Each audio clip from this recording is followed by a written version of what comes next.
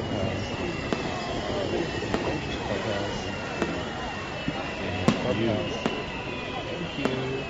Clubhouse. Clubhouse. Thank you. Clubhouse. Clubhouse. Clubhouse. Clubhouse.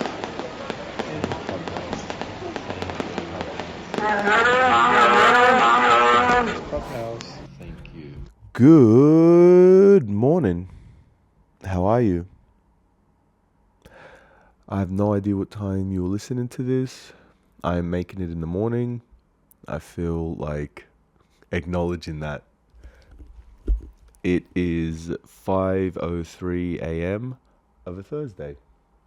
Thursday, the 21st of June.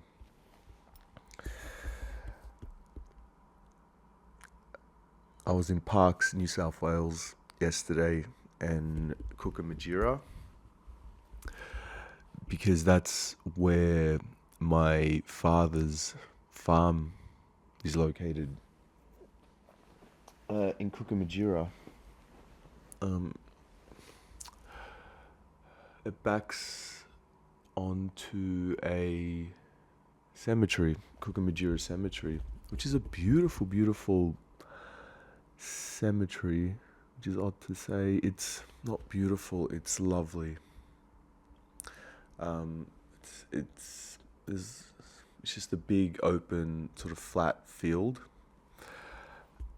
and there's only about maybe 10 or 12 graves there. And the property, the actual cemetery is about, I don't know, a couple of acres. It's not huge, but relative to the graves that are in there, it's just this almost like a park, you know. Or it could be a park in a way.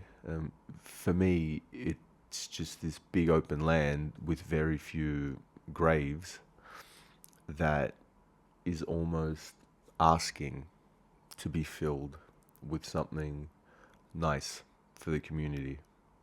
In Cookamidgera, a park, a swing, there was a tree, this beautiful tree with a branch that wasn't too high, big thick branch where you could put a swing on, perfect height for kids, you know. And that's I'd say the back entrance to my dad's property is through that cemetery. And there's actually two entrances from the front, from Cooker Hill Road.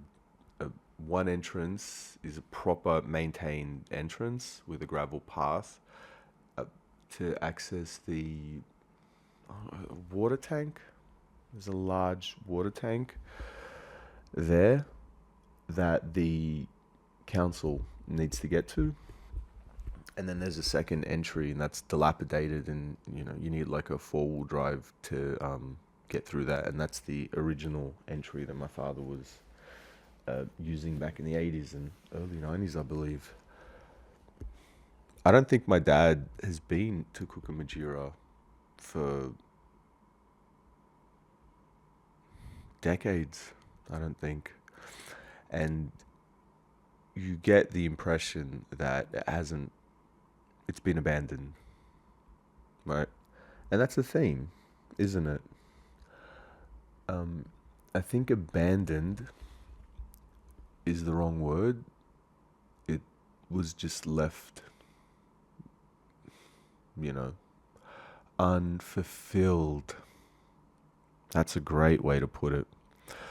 There's so much potential in that property, and as far as I can tell, it was only used as a hangout for my dad and his cousins for the handful of times that they went there. I believe that there's one building that's on the property, and it's a completely dilapidated steel shed. I think I'm not a farmer, despite what everyone thinks.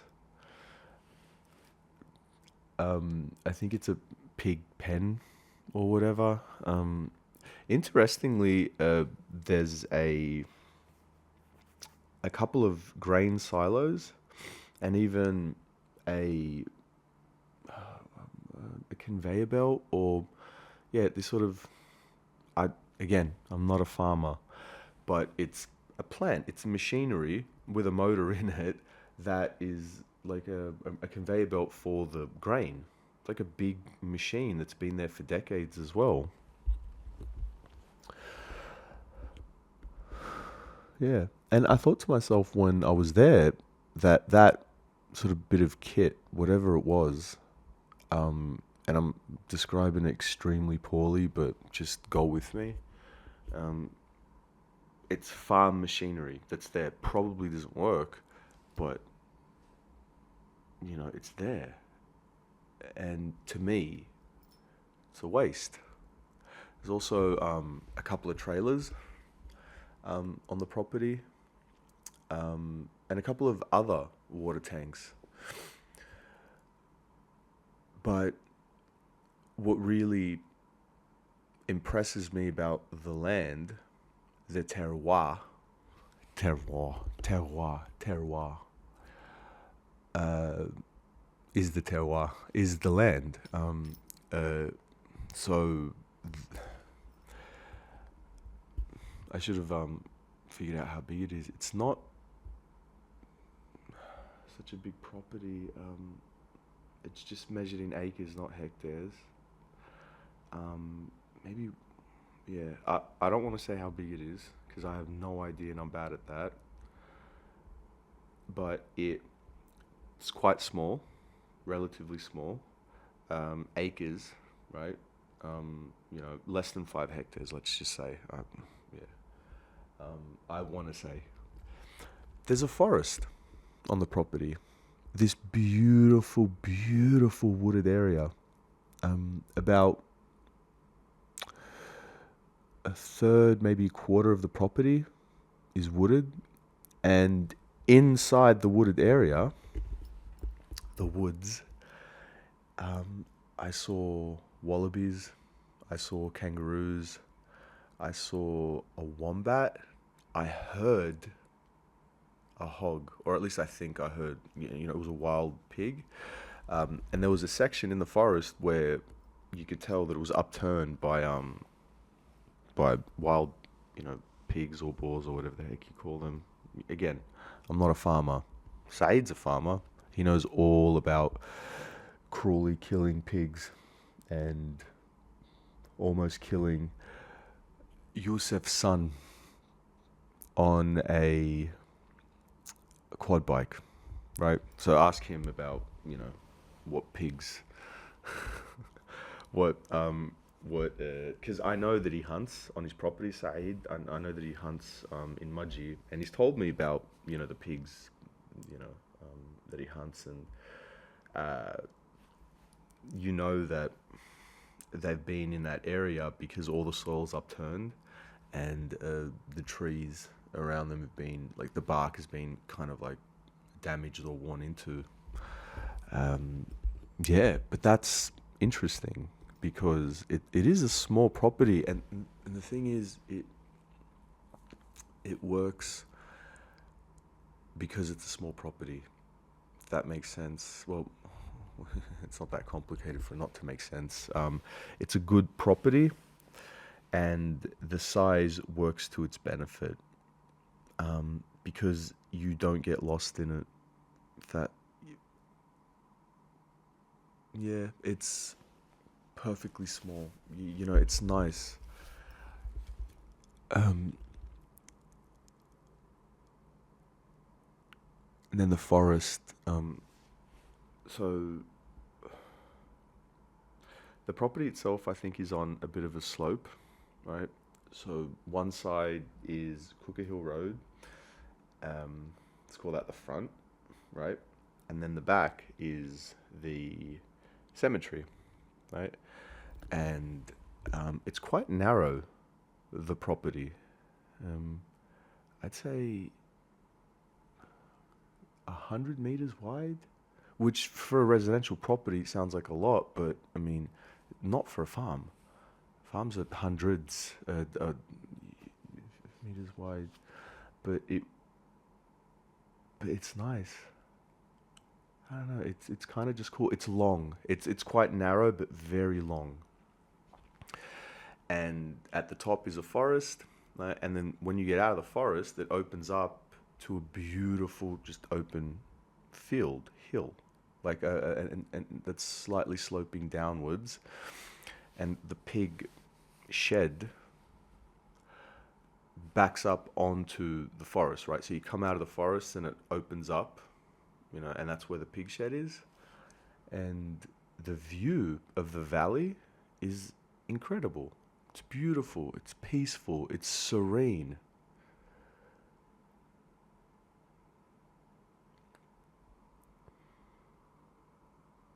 And that's what I really enjoyed about it. I just stood there for a while, just taking everything in. Um, and there wasn't much to take in. It was quiet and peaceful. And that's actually what I was taking in.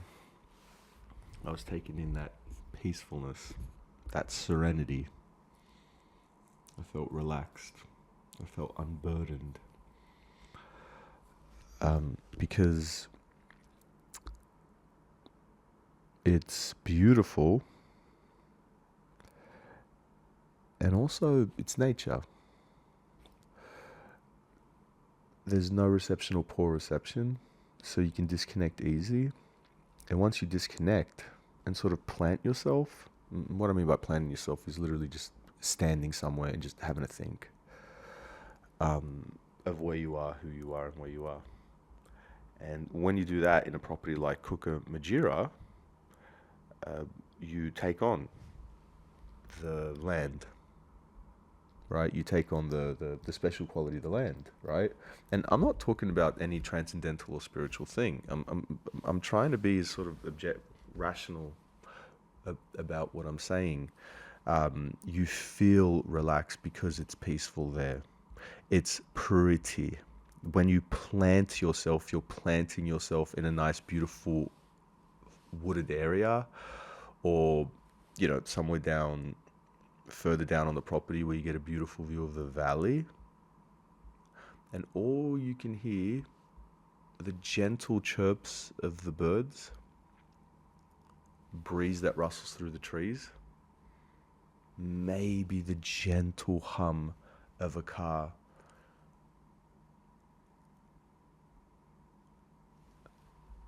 From the road that's quite far away. And there's also a creek that runs through the property.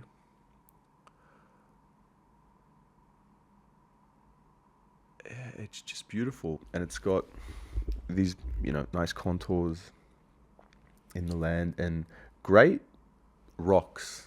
I know that sounds odd, but there's a lot of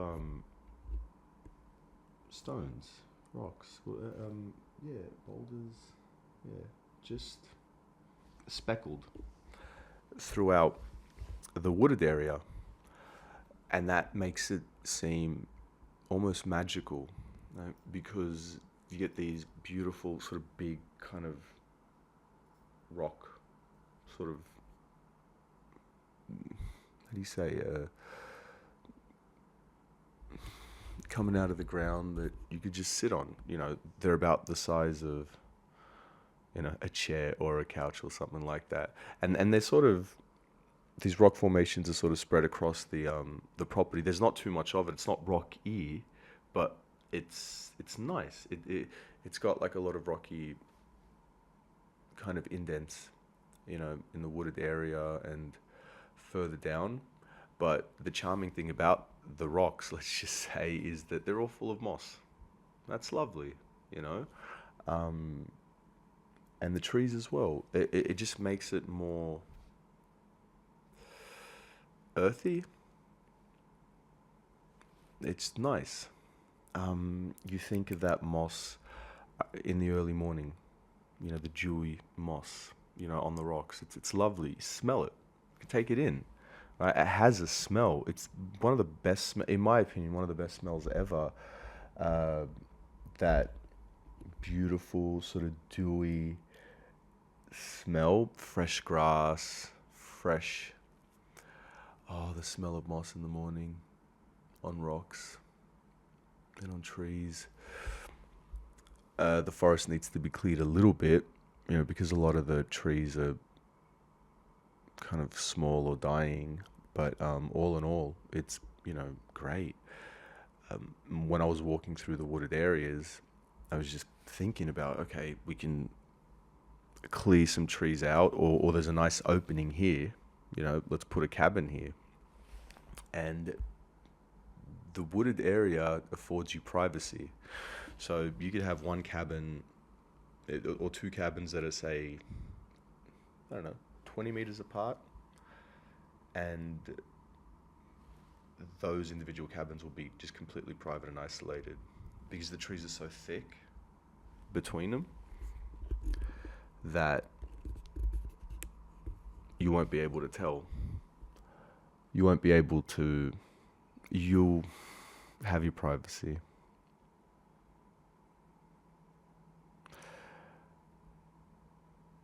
In a lovely cabin in the wooded area in Cookamidgera.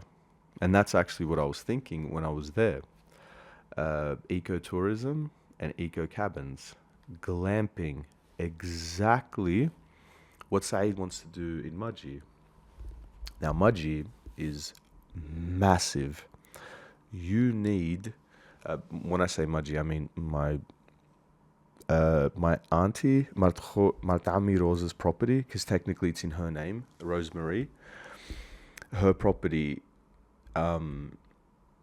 is huge, humongous. That is measured in hectares. You need a 4-wheel drive to traverse that property.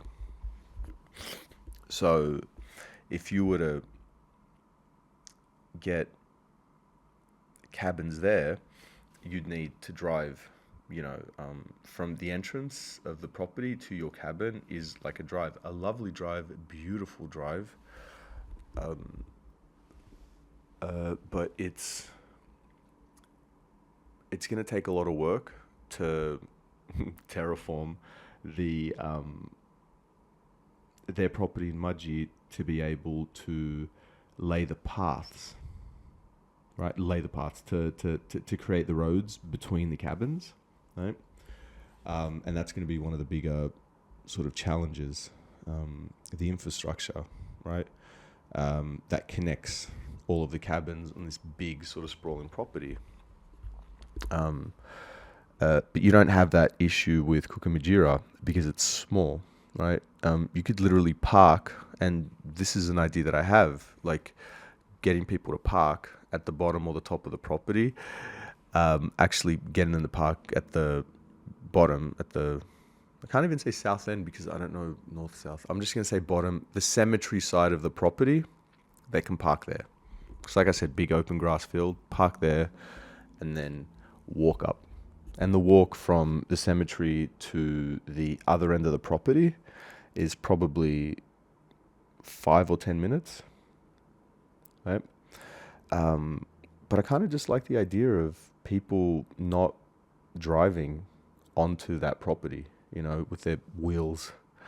I don't know. For me, in this moment, that's something that I prefer to avoid. I want to think of me creating a product for a consumer, and I don't want to create a product where there's a bunch of different like roads to these beautiful small cabins, right? Because roads, like, you have to uplift, the soil, and then you have to compact the ground and all this sort of stuff. And I want it to be as organic as possible, right? Because I think that that's good, right? For the environment, but it's also just cheaper, right? Because you don't have to worry about making a road, right?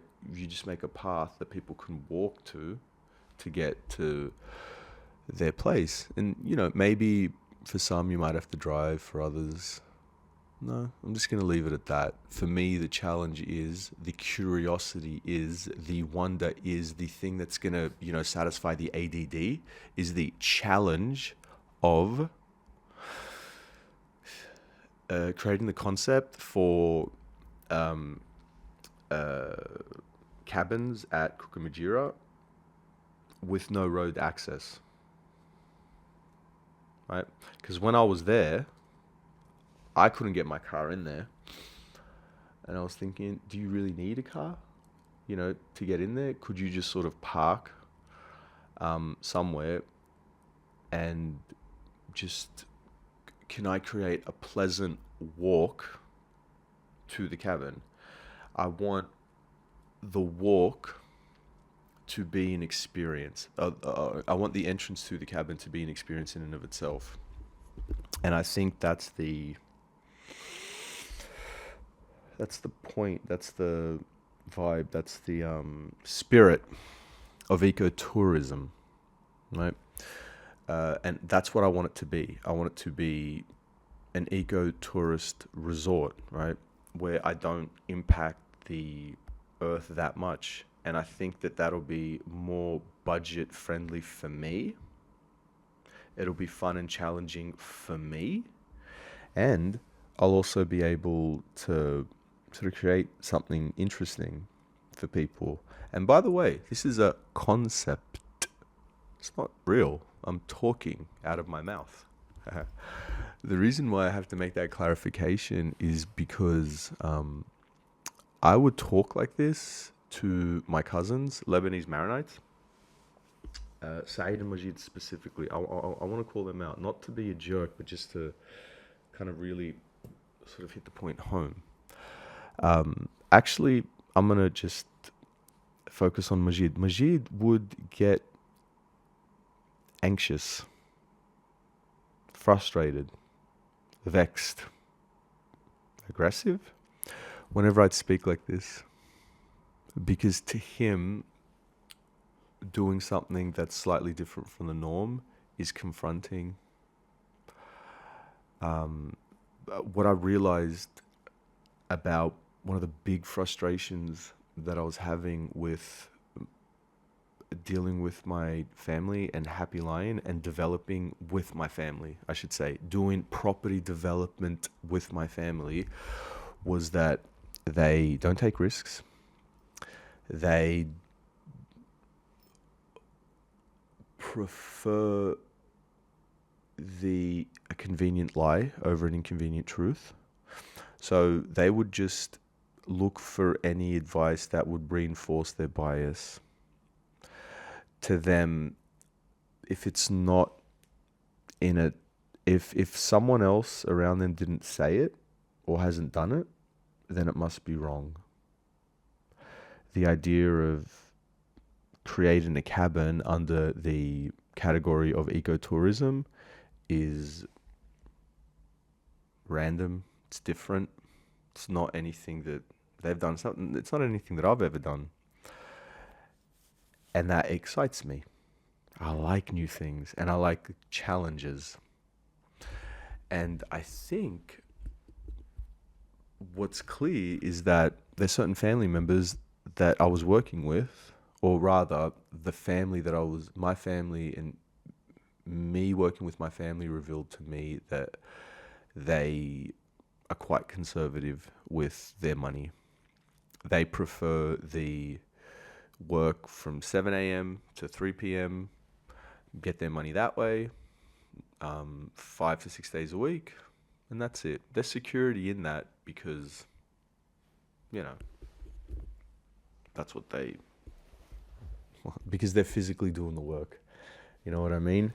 I don't know what it is, but the reason why I had to pause and make, this whole digression is because I'm finding that as I'm saying, as I'm getting into detail about my concept, I am feeling anxious and frustrated because I hear in my head, the fuck's wrong with you, you fucking dickhead? what the fuck you doing that for? Fuck you, Andrew again with the blah, blah, blah. And I'm so fucking sick of that voice. That is the voice of literally everyone on my father's side of the family. It is so sad how afraid they are of thinking differently, thinking positively. I don't know, it's not positively, it's just, yeah, they don't like to be challenged. And I love a challenge. I was looking for something to take my mind off, not take my mind off Tony, but help me process what I was going through with Tony. And that sent me right to Cookamidgera. And I walked around there for quite a while. I bought a handsaw and started cutting down some trees to make a path, to see what a path would look like. And I loved it. It was beautiful. I felt connected to the land, right? That's my father's property, which means it's my property, you know? It's just as much, you know, mine as it is his, as it is my sister's, as it is my brother's, and even my mum, right?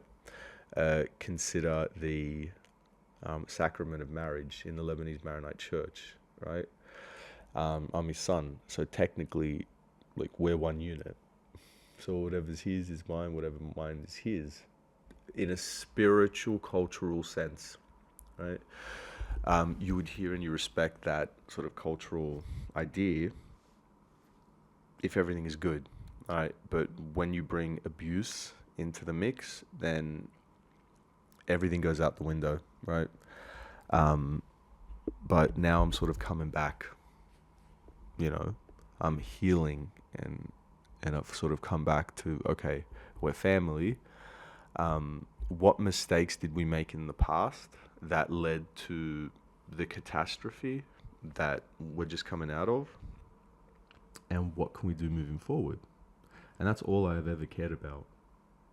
Moving forward. Not sitting down and blaming people, but understanding, thinking, considering, and moving forward. So Cookamidgera is a good start, and it's got very good karma in there. Backs up onto a cemetery and is owned by Nelly, Mana's dad. That's Rida's wife. Yeah, there's a connection there, isn't there? And, you know, I don't even want to say small world because we're family, right? But, you know, I think it's quite fitting that I spoke to Rida, I think it was just last week, and I was just impressed by how he reacted to my emotional outbursts, you know, and that really grounded me, you know. It was so important for me to talk to someone that, I don't know, it's not, because he didn't understand what the hell was going on. He just, I don't know, he supported me in a way that was helpful, you know. And it wasn't support like, I support you, Andrew. No, that's gross. What I was doing was wrong, and I didn't want anyone's support in that sense, and I didn't support myself in that sense. It was just, yeah, perhaps just I just wanted a shoulder. No, perhaps I just wanted a friend to talk to. I have no idea what the hell it was, but speaking to Dida helped, and so he's involved in Cookamidgera as well, by virtue of his marriage and Nelly. And by the way, he's not involved as in he has to do anything. It's not going to be like a Sharb Jaja and Saeed situation where I'm going to rip him off or try to rip him off. It just seems kind of fitting, you know? And maybe Rida likes ecotourism. Maybe he, you know, enjoys the idea of very low impact cabins self-sustaining, solar. I really want the cabins to be designed well. Like, it's not just a cabin, all right? It's not four walls. It's a place that people sleep in and eat in, okay? While they're sort of taking in the sort of beautiful nature, right? You want to emphasize nature, so I'd want to put like a big glass panel, on one wall. I'd want to make one wall one glass panel.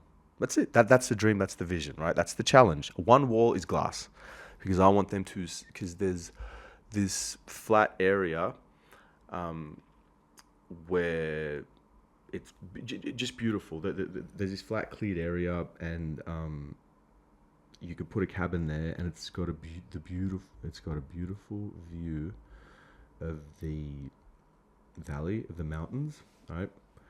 Um, and yeah, you have the cabin, you have the glass panel, um, sort of side, to where the valley is.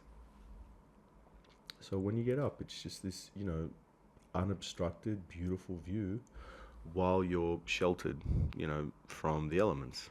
I love that idea. That it's 0 degrees outside or it's raining, but you have a clear view of the outdoors. You're not blocked in by stone and concrete and plaster and timber, right? It's just the space between you and nature is very thin, right? And I like that. And I think that that's important, right? And I'd want things to lean into like outdoorsy stuff as much as possible. So I'd want to create a kitchen, an outdoor kitchen. I'd want each cabin to have a barbecue area.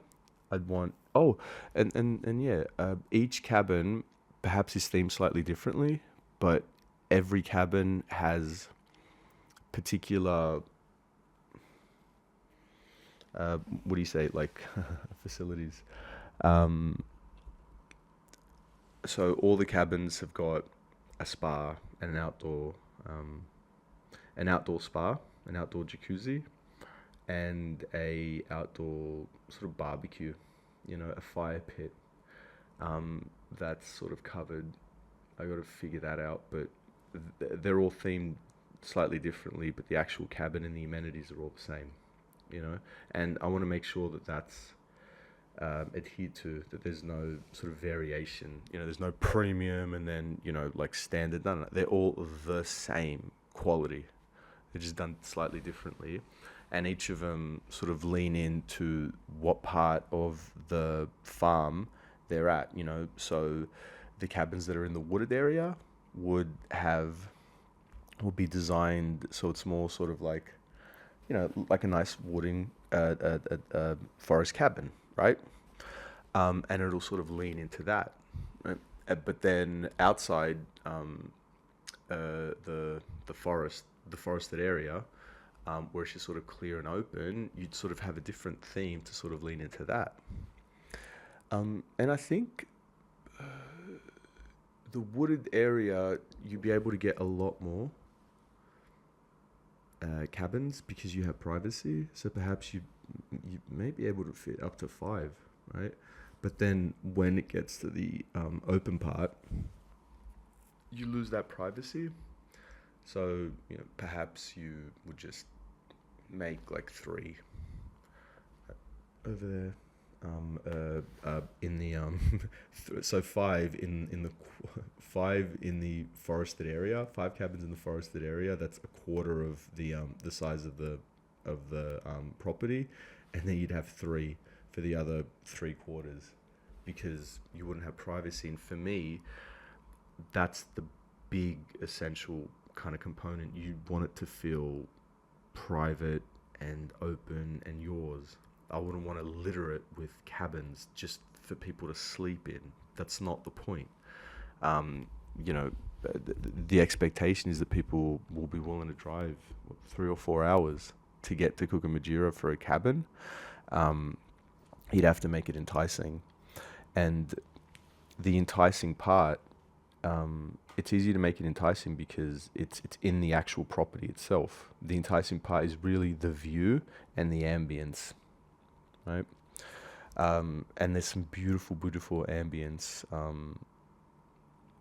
in the forested area. Yeah. Like, wouldn't you stay in a beautiful cabin that's been specifically designed to sort of take advantage of all the elements that are there? The view, the forest, the weather, the fact that you're out in nature. Um, yeah, wouldn't you want to go all the way to Cookamidgera to stay in a forested cabin? I think I would, you know. And I'm even thinking, and again, this is a thought. I have no idea. This is just words. I'm confident saying, well, I love saying words. Yeah, put a pool there as well, a community pool, bring everyone together. Certain principles I want to abide by, completely off the grid, or as much as is practical.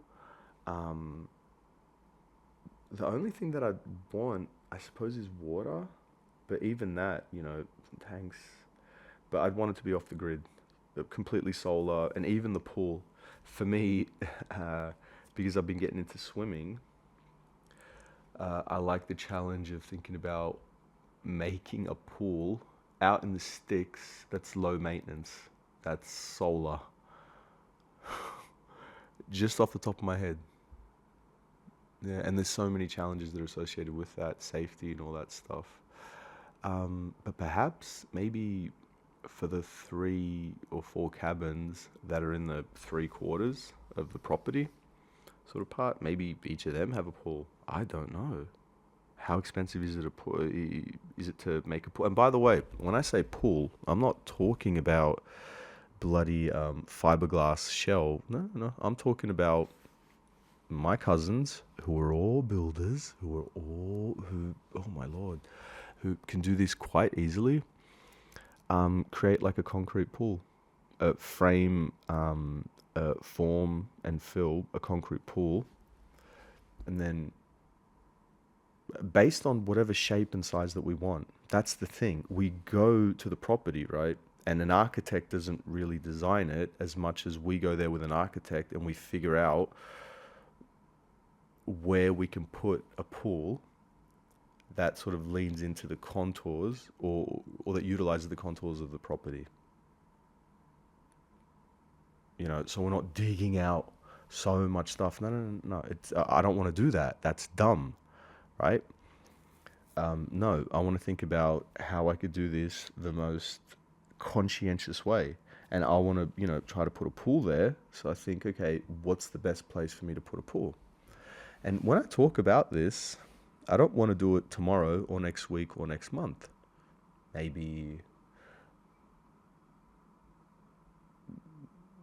I'd give myself 2 years to get this project off the ground. But I am starting on Monday.